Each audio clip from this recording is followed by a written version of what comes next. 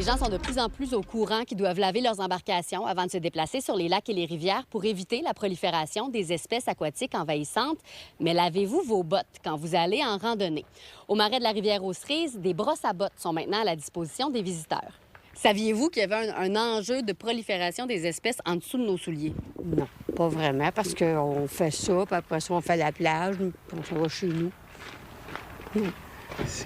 Non, je ne savais pas, moi non plus. Tu sais, là, à Marc-Ben, on fait attention. Tu sais, on essaie de pas piler dans les places là, qui est dégueu un peu. Avez-vous déjà remarqué? Non. Non, c'est ça? Donc, vous n'aviez jamais été sensibilisé au fait qu'on peut en transporter sous nos souliers? Non, j'ai su pour souvent les bateaux dans les lacs, là, mais pas pour les souliers, non. Ça, c'est une recommandation du Conseil régional de l'environnement avec qui on a travaillé dans le cadre d'un inventaire là, de plantes exotiques qu'on a fait au marais. À partir de là, on a eu plusieurs recommandations, dont justement mettre des brosses à bottes pour faire un peu de prévention, justement, pour éviter l'introduction de nouvelles espèces exotiques envahissantes. Dans le fond, ici, on est au Grand Étang. Puis tout ce qu'on voit, les grands foins, là, des fois on confond ça avec des quenouilles, mais en fait c'est le roseau commun ou la phragmite. Dans le fond, c'est que il pourrait en avoir d'autres. Par exemple, la berce du Caucase, c'est comme une plante qui peut brûler la peau, qui est aussi exotique envahissante. Puis celle-là, on l'a pas au marais. On est quand même content de ça. Donc on veut que ça reste comme ça, bien sûr. Puis on veut éviter que ça augmente aussi en densité. Donc juste par exemple, le nerf brun, les petits fruits peuvent survivre longtemps, même passer à travers le tube digestif des oiseaux. Donc, des fois, ça peut se ramasser sur les souliers. Même chose ici, il y a des fragments de tiges, de renouée. Juste un bout de tige ou un bout de racine, c'est suffisant pour que tout repousse, finalement. Là. Moi, j'ai remarqué ça, surtout en sortant, là. Oui. Les avez-vous déjà utilisés? Non. Non. C'est pas encore dans les habitudes, hein? Non, pas du tout. Du tout. Des fois, en partant du travail, je voyais des marcheurs revenant brossant leurs bottes. Donc, je me suis dit, ça fonctionne. J'imagine que c'est pas encore tout le monde qui le font, mais au fur et à mesure, ça va devenir une habitude probablement là, pour les gens.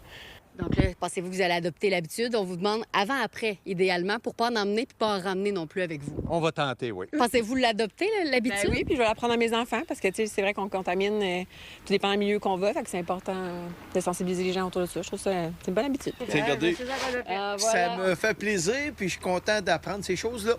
Ce sont 2 brosses qui ont été installées à chacune des entrées du marais. À Magog, Fanny Lachance-Paquette pour Nouveau Info. 134 nouveaux logements abordables sont maintenant disponibles à Sherbrooke. La Ville a inauguré l'immeuble Léon Deschamps, dédié aux ménages à faible revenu. L'établissement sera administré par l'Office municipal d'habitation de Sherbrooke et arrive à point alors que 2500 ménages attendent un logement abordable. C'est 134 logements sociaux abordables de plus sur le territoire de Sherbrooke, donc c'est une excellente nouvelle. Il va y avoir de la mixité, il va y avoir des familles, il va y avoir des personnes aînées dans le quartier est de la ville.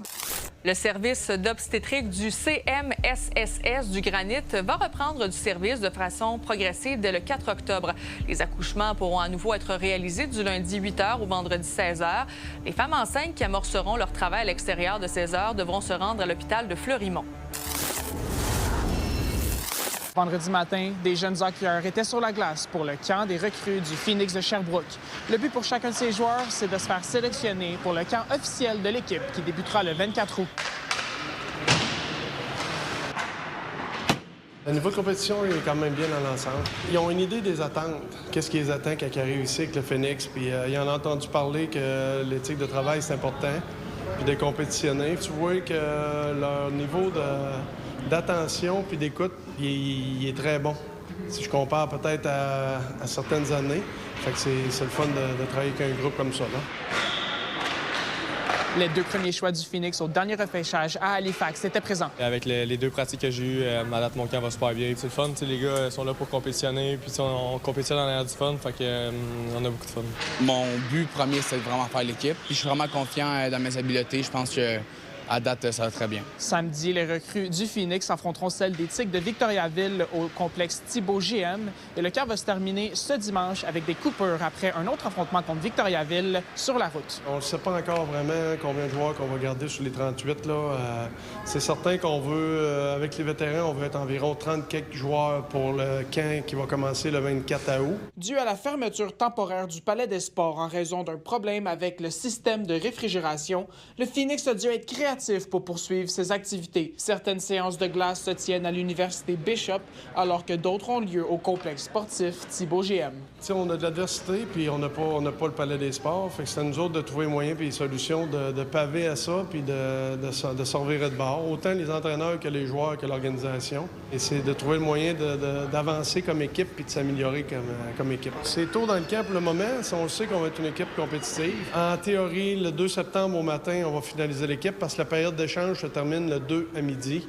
Donc, en théorie, notre vraie équipe à partir du 3, ça devrait être l'équipe du Phoenix à partir du 3 septembre. L'entraîneur des Canadiens de Montréal, Martin Saint-Louis, était dans les estrades vendredi matin pour supporter son fils, Mason, qui lui aussi tente de se tailler une place dans le camp principal du Phoenix. À Sherbrooke, Noah Abel pour Nouveau Info. Bonjour, je m'appelle Bruno Maté, je suis propriétaire de l'entreprise Les Cochons Taurons, une belle charcuterie artisanale située à Racine, en Estrie. On se situe en ce moment dans notre grand affineur à jambon sec. Venez avec moi, je vous fais une visite de nos lieux.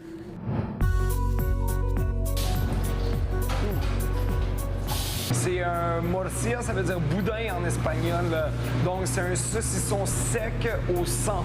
Les Cochons Taurons, c'est une entreprise qui a plus de 20 ans. C'est mon père qui a parti ça aux Îles-de-la-Madeleine au début des années 2000. On a produit là pendant plus d'une dizaine d'années. Puis, mon père, à l'époque, a fait le choix là, de déménager l'entreprise ici à Racine.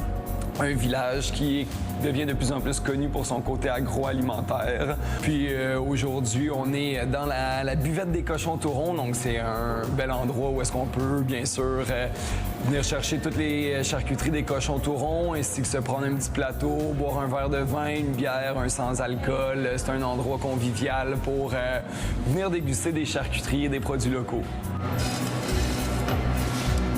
Ici, on est dans la salle de salage. Donc, c'est une étape cruciale pour tous les produits de salaison. C'est ce qui va un peu cuire le produit, extraire une bonne partie de l'eau à la base. Puis, on peut voir, là, il y a un peu de poivre, d'épices autour là, pour déjà donner du goût à nos pièces.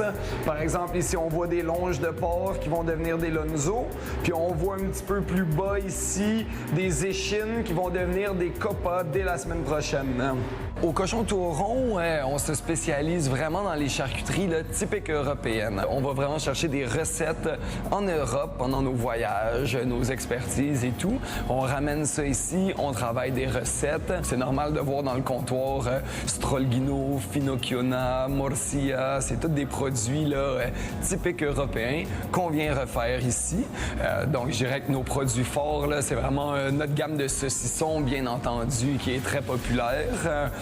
Puis le jambon sec. Le jambon sec, c'est l'appellation francophone du prosciutto. Puis c'est un produit qu'on fait en grande quantité depuis le début de l'entreprise. Je dirais que c'est vraiment notre produit fort là, ici au Cochon Taurons, là, le jambon sec québécois. Donc ce produit-là là, est totalement stable. Vous pouvez partir avec ça là, dans des voyages de chasse pendant des semaines. Vous pouvez partir en randonnée dans votre sac avec ça, il n'y a aucun problème. Ouh, miam! Très important de goûter et de déguster les charcuteries température pièce et non pas à 4 degrés en sortie du frigo. Ouais, on a vraiment notre façon de travailler à nous, le plus artisanalement possible.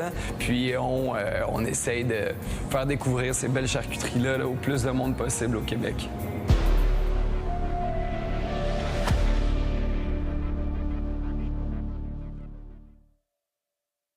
Le Canada accueille la Coupe du monde de soccer. C'est une première dans l'histoire du pays.